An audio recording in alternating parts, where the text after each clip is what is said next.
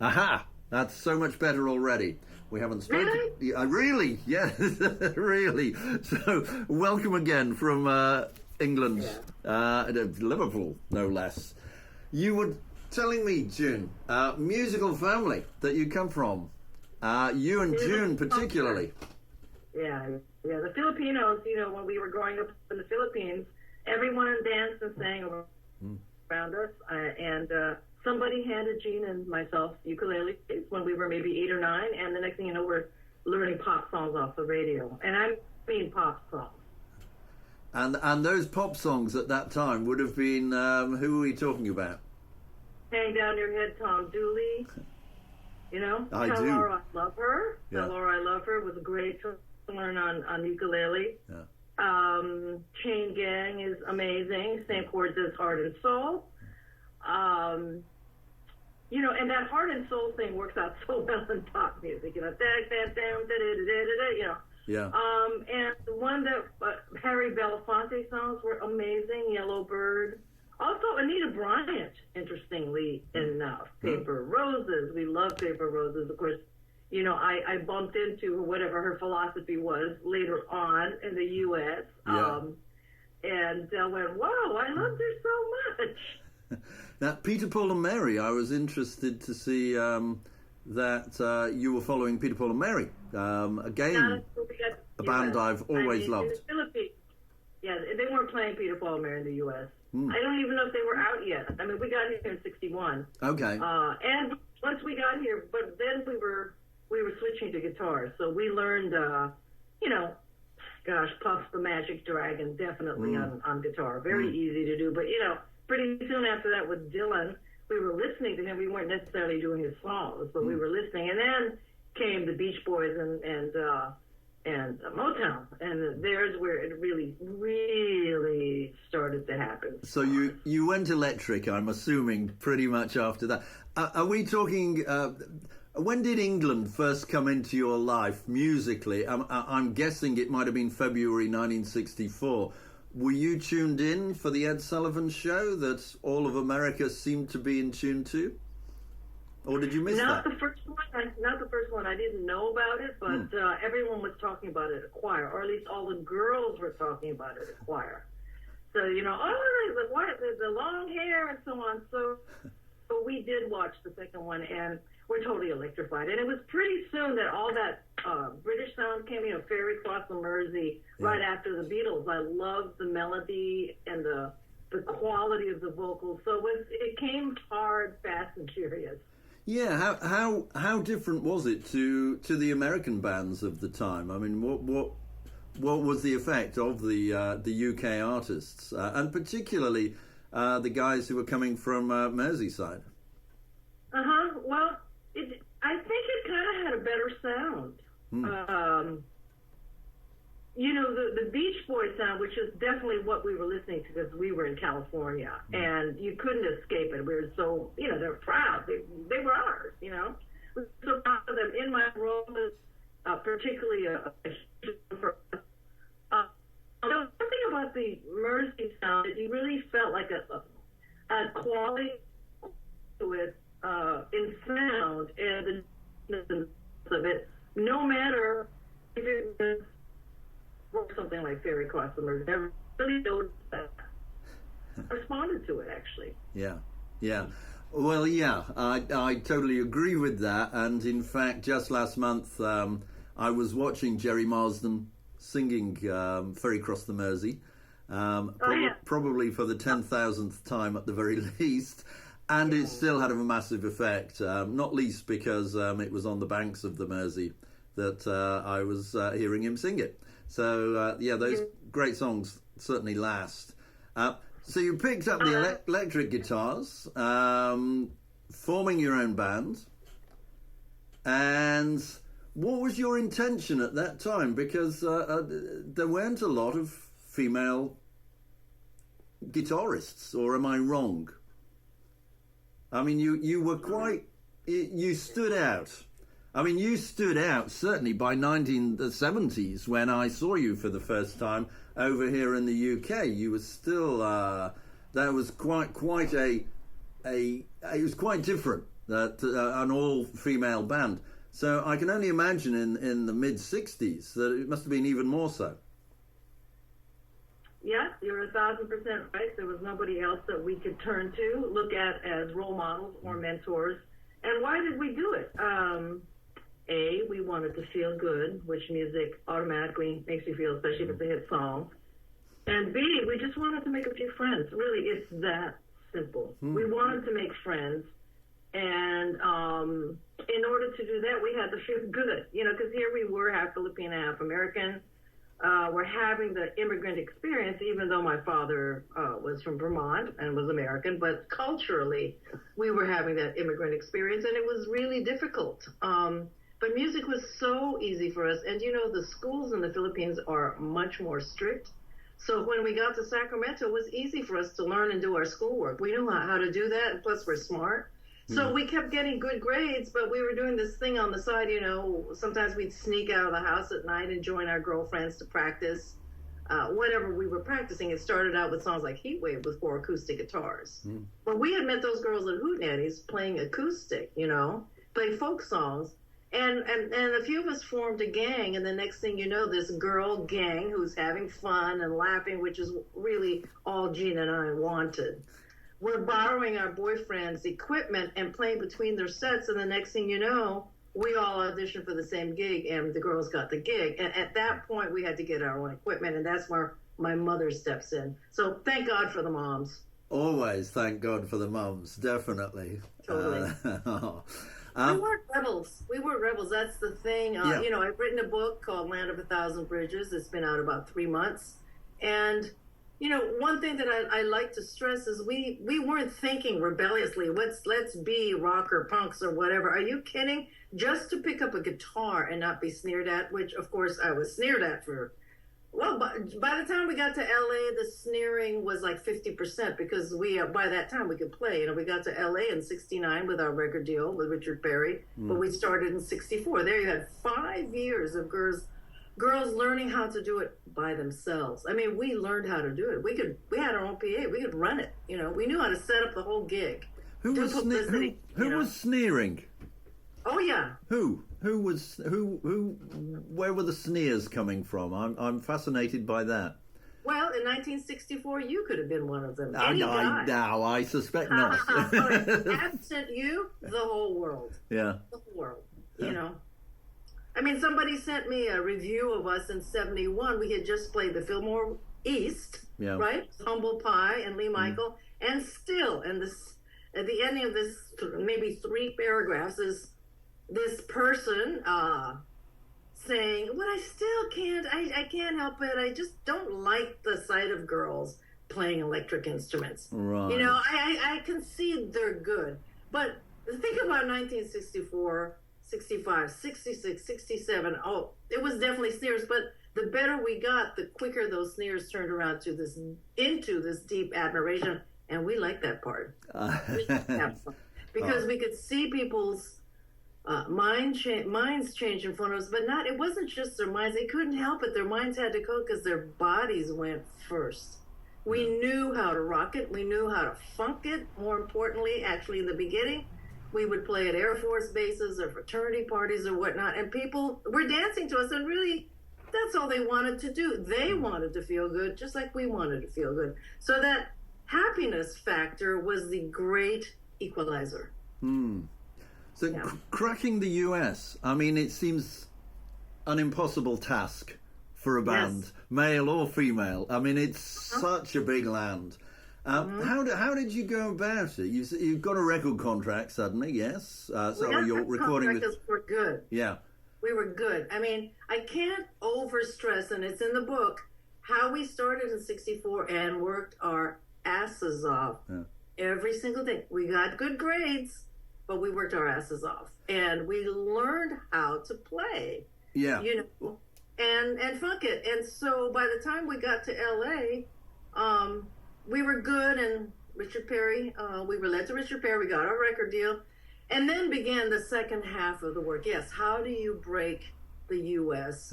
Well, we got Richard as our producer, we had good management, they got us good booking agencies. agencies to book us, but the main thing is that Warner Brothers was in love with us, as were our management team. And how did they fall in love with us? This is the really cool part. Richard and our management agency would bring people from the industry. You know, some of them were movers and shakers who weren't in with the record company, but the movers and shakers were all in LA. So they would have these, just one or two people at a time would come and watch us rehearse at Fanny Hill at our house, which was on Marmont Lane, a few blocks up from the Chateau Marmont. I mean, it was as mysterious and alluring as could be. I mean, we were in Hedy Lamar's house. It had been her house. So here we were renting this mansion on Marmont Lane, and these chicks were in the basement, and I'm going to say chicks, were in the basement, and they could rock. And I could see their faces, and then they would hang out with us afterwards, and they would talk. And then Warner Brothers gave us sound stages on their movie lot. So now we were rehearsing in these big sound stages, and Little Feat, who were our friends by then, had a sound stage next to us, so we would jam, you know, sometimes during the day, and then we go home to our place and jam at night, you know. So it was a whole scene, and so parties were thrown at the Warner Brothers movie lot. So it was a PR campaign that was very inside to the industry, and there was a buzz in the industry going, you know, these chicks, I mean, wow, and these two of them look Oriental, and they can really play, and did you hear about it? So if you knew first, then that was a cachet. Yeah. That's how it's done. Yeah. That's how it's done. I mean, you're in the biz, you know how a campaign that's mounted like that starts on the inside and makes you feel special. Yeah. They were special because they saw us play and we were good. Yeah. So it was actually all true. That was the cool thing. Where were you playing? What type of venues would you be playing at that point? We weren't really playing out that much. But when we did actually start to be presented outside of Warner Brothers, it was pretty much Whiskey A Go-Go. And then it would be colleges, like we played USC with Tim Buckley twice at afternoon, you know, lunch break or something. But a lot of kids gathered. I would say that they had to at least 300 to 500 kids on the quad outside in the sun, you know. So we had already done all the little clubs, you know, up north. So we knew how to do that. That was absolutely not a problem, playing a small club. But playing at Warner Brothers in those big sound stages where movies were shot, where the ceiling is way the hell up there, we started to learn how to shape our sound for a bigger space. So actually, when we got to the Whiskey, that was a smaller space than, you know, where we were rehearsing at that point. So we learned how to sculpt a bigger sound. And then the first big gig I can remember, other than colleges, was definitely playing, I think it was with the Kinks at Santa Monica Civic. Now, once we knew that we could do that, then we could be sent anywhere, you know. And one of those anywhere places happened to be Great Britain, because you came over here and worked with a dear friend, well, of us both, Derek Taylor, no less, the one and only. That's in LA before we went. So you were already on Derek's books, as it were, yeah. He was one of the deep insiders. Yeah. Loved him. We loved him. I mean, he was great to hang out with. You know, and he didn't boast about himself. He was very present and enjoying his time with us, and we were enjoying our time with him. We were probably having tea, you know. Yeah. I don't really remember exactly, but it would be that kind of setting. So we would have like kind of a tea-like atmosphere with him, with Nilsson, with Randy Newman, you know, people who were actually on Warner Brothers. Well, I mean, with Little Feat, it was not tea, but, you know. But he was a great guy. How much did I love him? I mean, I just adored him. That is the word, love and adore, whenever Derek Taylor's name comes up, no matter who I ask if they've met him. The lights go on in the eyes instantly. A very, very special I'll tell you this. He never sneered at us. Not once. No. Not Derek Taylor. He understood it from the jump. Oh, absolutely. And in fact, it was Derek who told me about you. in the first place. Really? Which, what did he say? He said, "You've got to listen to this. Simple as that." And because it was Derek Taylor, I immediately did listen to that, and for which I'm eternally grateful. Thank you, Derek. And indeed, thank you, Derek, for many things. Yeah. So you come over to Britain. I mean, how was that? How different was? I mean, was that the first time you were over in Britain as when you came over to tour? And how did you find it? Because I did see you live here in '73. Well, it was immediately a musical home. I mean, audiences got what we were doing immediately, and we knew it. And so we played even harder for the audiences in Britain because we didn't get that sneering thing. Honestly, we understood that they got us from the jump. I mean, they'd stand in front of the stage, the kids. I think the first gig we did was at a college, actually. So, and the kids got it right away. And then we played a few clubs. Then we went to do the Beat Club. We went to Luxembourg. Then we went back and recorded at Apple. And I mean, Jeff Emmerich was ecstatic. I mean, he couldn't believe it. And there was a parody in how we were looked at, just even from not just artistic, but even what we could do with our equipment. You know, like we understood the whole thing. It was holistic in that way. And that presentation, when handed over to Apple, most especially Jeff Emmerich, was just accepted as, oh, here they are, and let's get to work.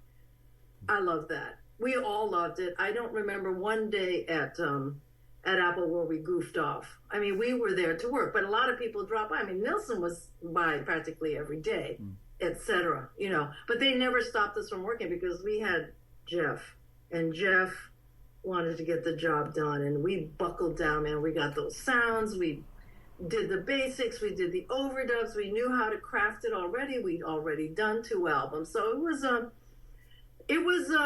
profound experience. I would say it was transcendent, actually. And I feel sorry for anybody who hasn't had an experience like that in the studio, because it was really on another level. And Jeff says the same thing. I mean, he gave us a statement for my book, you know, and he says wonderful things. And I cannot, you know, I'm so grateful to him for not only remembering, but being willing to share what his feelings were about Fanny.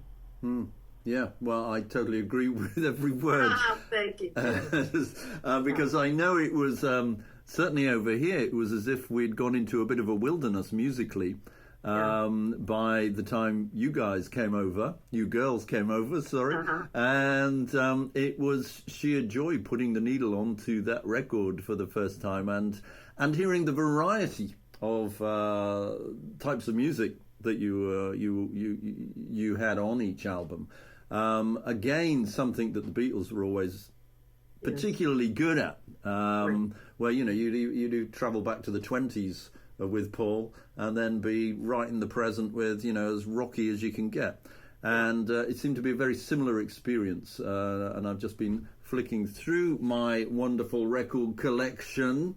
We are. And just remembering, you know, and indeed playing it for Matt here, who's slightly younger than me, by about 60 years, and playing some of the music, and instant appeal was that. The Beatles got you, didn't they? I mean, I think that by the time you landed in Britain, they had disbanded, but you bumped into various Beatles along the way.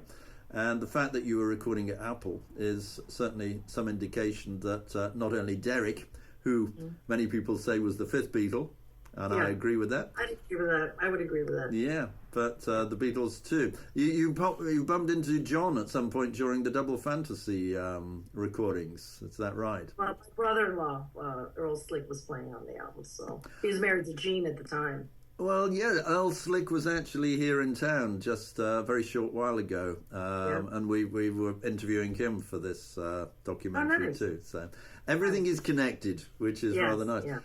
Bringing it right up to the present, June, there you are in Goshen, Massachusetts, sitting in the Institute for Musical Arts. Can you tell us a little bit about that and how this came about? Actually, it's pretty mystical. it has in part to do with the fact that when I left Fanny, and I only left Fanny because I needed to heal really and learn how to be a person. I was so young. We were so young, and I knew that there was something I wasn't getting, and it was how to grow up. And plus, I was a seeker, and I wasn't getting any teachings, really, any answers, on Sunset Strip, although I did do yoga, and I was a vegetarian a lot of the time in Fanny. People think that we were, because we were part of the times we were just druggies or whatnot, and that couldn't be further from the truth. I mean, okay, of course we got stoned. I mean, you could not be part of that music scene and not get stoned. But I'm stunned to hear that. Yeah. So I ended up so I left Fanny in 73 and 74. There I was in Woodstock, New York, and I was reading Zen Mind, Beginner's Mind. I was bowing to the trees. I was really trying to get it. And from that point on, a succession of teachers. In fact, the day before I went to the first double fantasy session, I stumbled in Woodstock again into the black hat ceremony that His Holiness the Karmapa was doing. And so I did the black hat ceremony with him. The next day I meet John Lennon, and it was pretty incredible in terms of energy. But, really what happened was rock and roll starting to get introduced to Buddhism, which is my path, and women's music, which is feminism, women doing music, and spirituality. That takes me to the 1980s. And then in 1986, I heard, the mystic part is that I heard voices saying to me, more intuitively, and I didn't hear them saying, you got to do this, but I heard beings nudging me to take care of women musicians who were coming up. There has to be something that's like the nest, let's say. And I had started to hear that in 75, I think it was, when I was at a meeting, women's music, the women who were starting women's music had a meeting, and they were talking about, a lot of things. And I felt that nudge. So we get to 86, and I more or less heard the nudge more. And I was Angela Davis, who's still very much politically active and just a great mind. I was talking to her in San Francisco, and she said, so this would be around 86. I told her about these voices, and she said, well, get started. And I'm like, well, no, not me. I'm not, I do things. I'm an Aries. I get things started, but I'm not an organizer. And she said, well, they're talking to you. So you get started. And that was probably as scary as Gene and Alice turning to me and saying, now you have to play lead guitar, because I did not want to play lead guitar. Really? Yeah. Oh no, I just wanted to hide behind I wanted to be rhythm and a couple of licks here and there. No, not lead guitar. That's too exposed. But now here's Angela Davis telling me in 1986, well, you go for it because they're talking to you. So she said, my sister's a lawyer. Get in touch. So that became the last, epochal part of my journey, in which I'm deeply involved because we do rock and roll girls camps.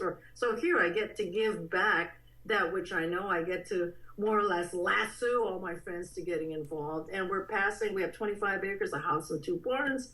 We get to pass it on to future generations. And it's just the biggest thank you that the universe could have given me, because I get to go full circle. Our first rock and roll girls camp was in 2002. And I couldn't believe how much of my, perceived curriculum I had to drop, because it was seeing the 15-year-old me going, just give me a little information and get the fuck out of my way. Let us do it, okay? So I had to drop. So my whole thing with the girls' camps itself, it's themselves, which again didn't start till 2002. So we were basically nesting this organization. My thing is more like a Tai Chi thing, where I push. I can't push too much, and I can't scare them with the fact that, I really can shred, because it's their turn. So I do what I can, and then they take it and they start to discover and go, oh, wow. And pretty soon they're writing songs and whatever. And I don't do it myself. We have a whole team, and we have this whole place. So it's incredibly involving. It's difficult, but it's also incredibly rewarding. And for me, Land of a Thousand Bridges, which I have right here. I'm sure you've seen it. I have seen it. I have to get it. I know. I've kept putting it off, and certainly my Christmas wish list, Jane. My Christmas wish list. Yes. Well, so I don't make any money from this, and I started writing it in '88, and long journey in reconciling myself to my own story, because I didn't even want to listen to Fanny till the early 2000s, quite frankly. Oh, really? It was my mother, my mother, Jean, and Alice who persuaded me. And my mother died in 2002, by the way, so it took them about 4 years to get me to start looking back, and then the Fanny box set had to be put together, and they sent us all these, takes and tapes and whatnot, and so I listened to it all. Unfortunately, I reconciled myself to it right before my mom died, which is... it was right at the cusp of putting out that collection. And I'll tell you what, my dreams about Fanny Hill changed. And so this book is a huge release for me. It's not just about Fanny. It starts in the Philippines, and it gives the journey of, like what you asked, how did you do it? It's from the inside. So what I'm saying is my life with, especially with IMA, in it is fulfilling, enriching, it's full circle, and it's keeping me very interested in staying alive. Listening to Fanny today, how do you view that music? What's your take on it? I really like it. For the longest time, I only thought of the problems, like the things that people said in the press, or the hard times we had at rehearsal, the way that Nikki and I were so often at loggerheads. And I've always kind of been in a different space than a lot of people. I'm pretty focused. I mean, Jean understands me the best. She's like my witness, But in Fanny, there was, a lot that had to be brought together, and we worked so hard, and we were so young. So I would only think about the problems. I was so I felt beat up by everything when I left, because I really understood, every single interview, there was this question. Now try to imagine you're 23, okay? You're one of the very first, Bonnie Raitt was the only other woman guitar player I knew in the country who would really play, So there's just that. There's only that. And at every interview and now you've put out records, even recorded at Apple, and you still get the question, how does it feel to be a girl guitar player? And inside myself, I'm thinking, you fuck, why are you asking me that question? I mean, why don't you say something about the music and how deep you've gone? I mean, are you still going to ask me that very, in a not so subtle way, condescending question? Yeah. Did you ever actually say that? Did you ever actually? Our managers were right there. I mean, in London, for example, there would be a hotel suite rented, and we'd sit there all day, and one journalist after another came in, and they all had that question. It wasn't just like random. It would be like 5 times in a day. Yeah. No, I couldn't say that. I mean, Derek Taylor would oftentimes be in the room, and I mean, we understood that we had to play ball, right? But it was, I knew, I'm smart. I knew what was happening. I knew that people were not going to the second level. I'm talking about the journalists. No, I'm not absolutely. talking about the audience. If the audiences could have been writing those reviews and not always have to make some sort of a dig at how they're pretty good, and actually they're good, but I knew they weren't getting it. They weren't getting it. And how long was I going to have to keep proving myself when I needed to go? Yeah. And the spiritual activities that I got into allowed me to not only go, but to expand. And that's what I needed. And now here I am. I'm alive, and I'm very interested. I was quite sure if I stayed, I would die. Really? It wasn't just my physical body. See, because people think that I somehow, got out of it on drugs or whatever. No, I'll tell you what was the problem. Sorrow. I was so sad that success didn't at all feel like what we thought it would be, and for guys, I think it's different. You got the next thing to conquer. For girls, once you get that kind of onus thing, well, maybe they'll break out, maybe they won't. I felt it was different. And I felt that I would never, or we would never get away from it. I was just the It was like a bad acid trip, really. You ever had a bad acid trip or any drug? Oddly, some place where you can't control it. It's gone out of your hands, and that's how I felt. Yeah. It's nothing that was going to bring it back. It was just out of control because people weren't getting it in that way that we needed to, for them to support us to get to the next artistic level. I did not want to be seen just as a chick lead guitar player.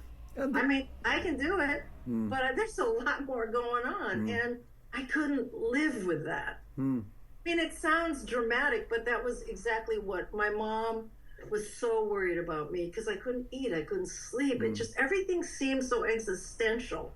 You know, it was dystopian in a way.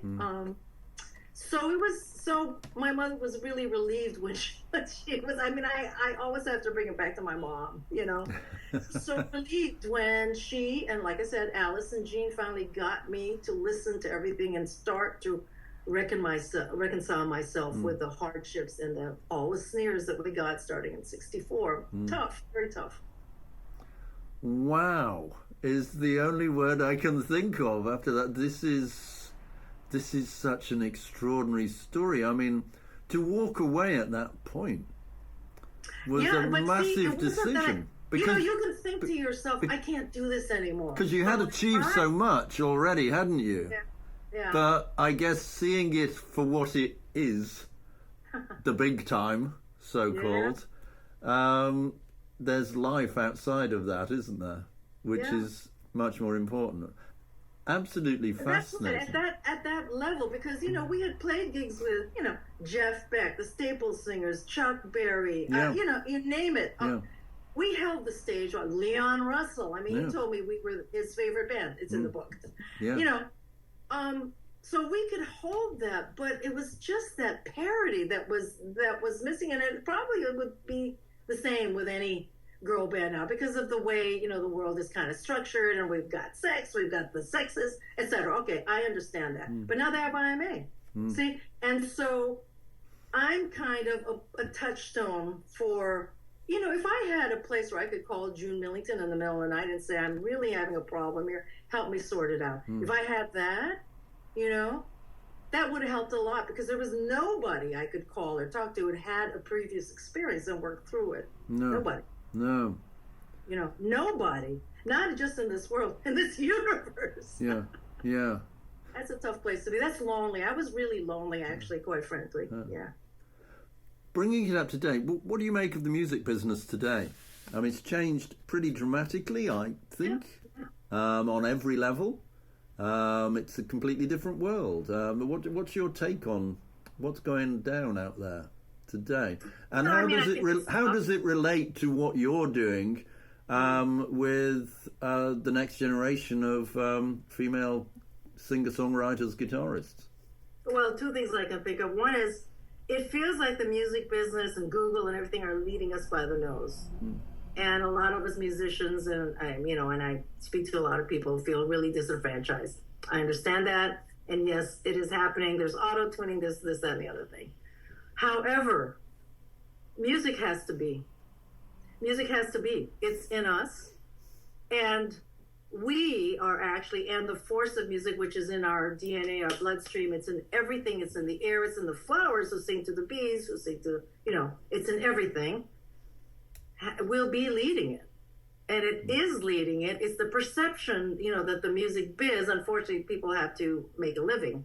So the perception is the music biz is corrupt and it's leading us by the nose and it's just going down a terrible hill. It's unable to stop itself. That's actually true. On the other hand, music has to be, and no matter what the state of the so-called music business, people are going to be playing, and there are going to be people who are popular in whatever medium it is that we have to bring music from one hamlet to another, literally. That's going to happen. We don't know if electricity and the internet and all that is going to last. However, the music that is embedded in us is going to last through everything. So that's how I feel. I feel really settled in that. Now, that being said, how do the girls and women deal with all this?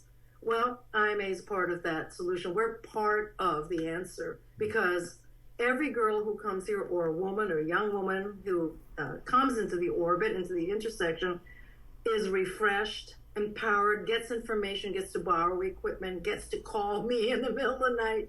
All that kind of stuff that's forming a new sisterhood that has more of a wisdom about what's happening rather than it's happening to me. No, it's not just happening to you. I mean, look what Ella Fitzgerald even had to go through with not getting housing because she's a black woman on the road. You know, it goes on and on. So we have to understand that the suffering didn't start with us. And if we work together, we can have a life. Now, here at our camps, we don't encourage women to go into music business. We encourage them to do music and to learn what that feels like in their body, to find out where the one is, you know? To find out where the one is and to embody that and to have that embodied in you so that you can find the one is much more of a mystical experience than people think, you know? Especially with young girls who are running away from their bodies because they're realizing things are happening and now things are getting dangerous because of all that exists once the hormones hit and all that. So they're running away from their bodies. But music always brings it back, and there's the empowerment. And now girls from our camps have started bands. They're in college. Excuse me, I'll take care of this. And they stay in touch with each other. They come here at Easter break. They drop by at Christmas. They come to have a weekend of just playing in the barn. So it's completely different. It's like we have our own parallel universe here that is one girl, one woman at a time changing things. And all of a sudden, like the 100th monkey syndrome, whoa, you've got 100 and now you've got more. And there's a wisdom, there's an understanding, there's a place that's calm and steady, you know, steady as you go. That's what it is. And that's what it takes. You know, you don't do it, make a huge thing. Now women are going to, I mean, of course we say that, but now we're here and the grass is growing and we have a barn full of equipment, for heaven's sake. You know, every girl who gets to go to camp gets to have lessons with me in between, you know, or borrow equipment for a gig, you know, it's a big deal. So that kind of support, and sometimes we talk about it, sometimes we don't. It just is. It just is. And once you know you have that, now you've got some real power, you know. So that's how we're taking it back. We're not taking it back. We're just actually stepping into the light, really. It's always there. Outside of the school, you're still playing? Oh, yeah. I mean, how big a part is music still in your life? Obviously with the school, but outside of that, and you play gigs still? You get out there? Sorry, can I just stop you there a second? Oh. I need to change my card. We're just going to change your cards, if that's No problem. okay with you. Let me get my acoustic guitar, and I'll play you a little bit. The street right behind you. So. But of course. Yeah, hey, I grew up in Liverpool in the 50s, so, you know, the Beatles have been crossing my street ever since. Yeah, they rocked our world. They just I'll a little. never forget when we first got to LA, sometime in the first 6 months of working with Richard, you know, he went to London a lot, and he was so interested in the sounds that were coming out of Britain because they were so much better, really, than a lot of stuff that was happening in LA. Anyway, we were at Wally Hyder, and he just come back from England, and man, he had this acetate of Let It Be, and that was the first time, and it was no overdubs. It was just, you know, a vocal and a lead guitar, but the lead guitar was through a Leslie, and that's when I got, I mean, we were all stunned. I mean, Richard, you know, they turned it up to 10 in the studio. Those monitors were great. Yeah. We're like, what? I mean, the sounds and the lead guitar, George's guitar through the Leslie just completely blew all our minds. And there, you know, there you go from him to our version of Badge, where I turn on the Leslie, you know. Oh, what a wonderful direct connection between, you know, the Beatles sounds they were our idols to what we were attempting to do. And in harnessing energy, I mean, the sounds, and of course Lowell was a big part of that because, I mean, we jammed so much, you know, night and day. He taught me so much. Yeah. And as he was discovering stuff, and Jeff Baxter, Elliot Randall, as they were discovering sounds, they would go, June, you know, I mean, I think I was the first person Lowell called when he discovered you could play slide with not a battery, but it's something you get at a hardware store, a plug changer. So you could just take that bit of metal. You went to the automotive store and they had different sizes for the different plugs in the engines. And you could just fit it. He was delighted. And I don't even think he called me. I think he just came to the house and threw me into the car. And we went to an automotive store in Santa Monica. And he was just so blissful, so happy. And you know, he had this beautiful young woman to share that moment with. And I think that was, you know, that was part of the attraction with a lot of guys with us, because we knew exactly what they were talking about, or we could just jump right into whatever technical thing, even if we're a spark plug puller, even if it was just a spark plug puller you could put on your little finger. Yeah. That was exciting new territory, and it was fun. Yeah. That was the fun part of my being in my early 20s and hanging out with all these guys who were also discovering sounds and techniques and this, that, and the other thing. And we were doing it together. There was a lot of fun around, wasn't there, back then? I mean, listening to you talk about hearing Let It Be for the first time, just yesterday we were filming in a place called the Casbah Club, which predates the Cavern. It's sort of where the Beatles...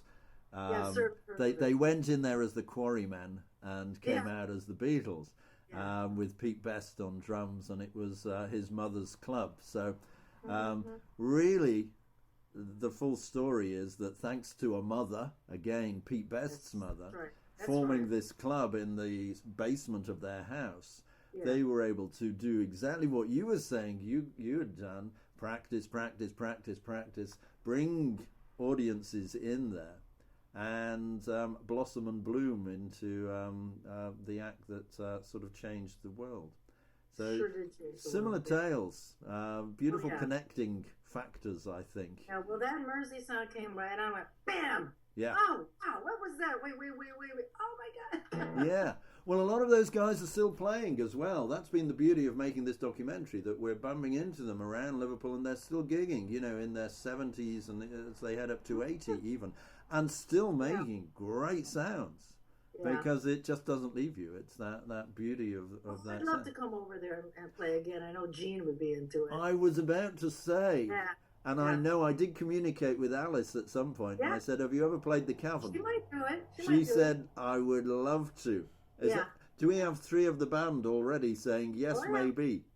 Yeah. Ooh.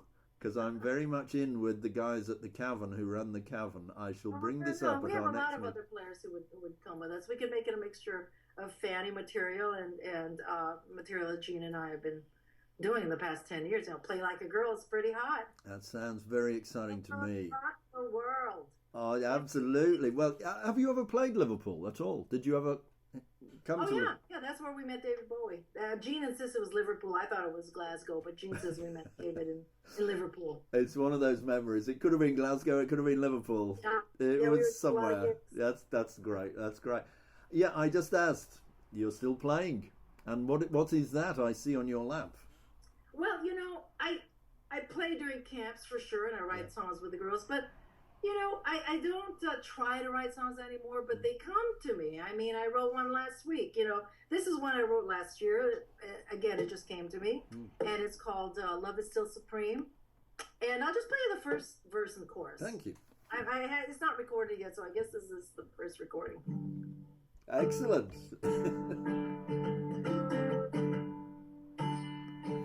Love is still supreme.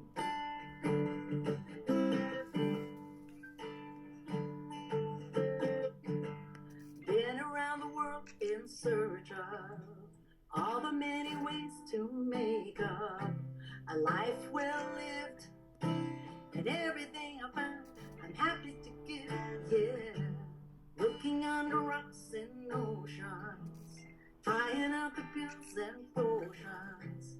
What I found, it don't weigh a thing, and you can't mess around, because love is still supreme. Love is still supreme. Love, love, love, love. Give me no love, gonna catch that dream. Love is still supreme. Love is still supreme. Love, love, love, love. Whoa. There you go.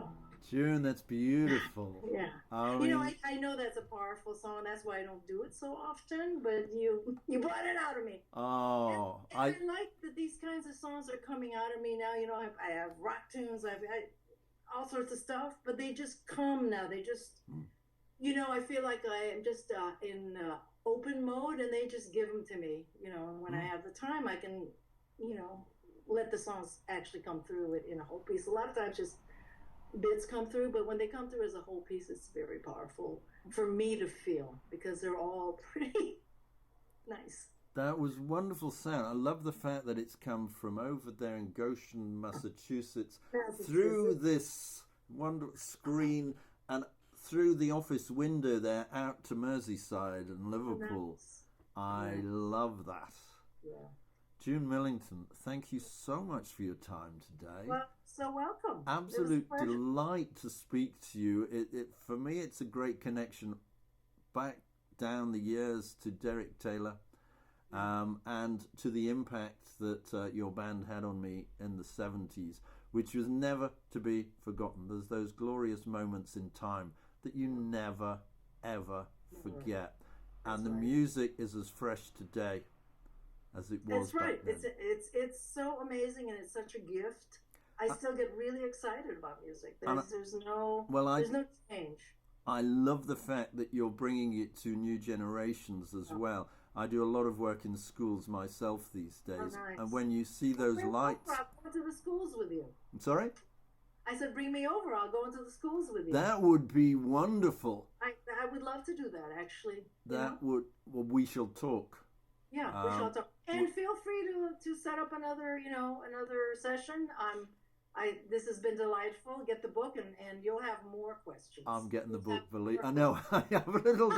I mean, I could do a whole Cinerama movie here. There was so much you were saying that I wanted to. I just wished we had a big pot of tea between us that we could keep pouring, and a big tub of biscuits, because there's so many points you were bringing up. That are, you know, I'm like, forget bloody Mersey Beat. I want to do this show now. This is too fascinating for words. I mean, there's so many seeds there. Fantastic. It's part 2 to be continued, you know. I'll go for that. June Millington, absolute delight. Lots of love from Liverpool, Merseyside to you and yours. Accepted and sent back. All the very best to you. Okay. Thanks so much. Bye-bye. Bye-bye. Click.